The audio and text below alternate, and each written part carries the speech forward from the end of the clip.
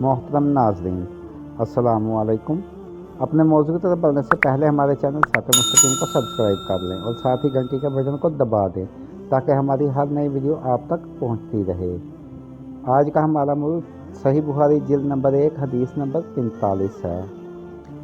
हमसे मोहम्मद बिन अल-मुसन्ना ने बयान किया, इनसे यहया ने हशाम के वास्ते से नकल किया। वो कहते हैं, मुझे मेरे बाप उर्वा ने हज़रत आयशा रज़ी अल्लाह अन्हा से रिवायत नकल की कि रसूलुल्लाह सल्लल्लाहु अलैहि वसल्लम एक दिन इनके पास आए। इस वक़्त एक औरत मेरे पास बैठी थी। आपने दरियाफ्त किया, ये कौन है? मैंने अर्ज़ की, फ़लाँ औरत और इसकी नमाज के इश्तियाक और पाबंदी का ज़िक्र किया।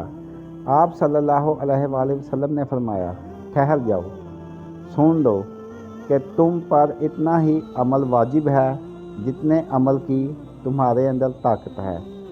खुदा की कसम, सवाब देने से अल्लाह नहीं उकताता, मगर तुम अमल करते करते उकता जाओगे।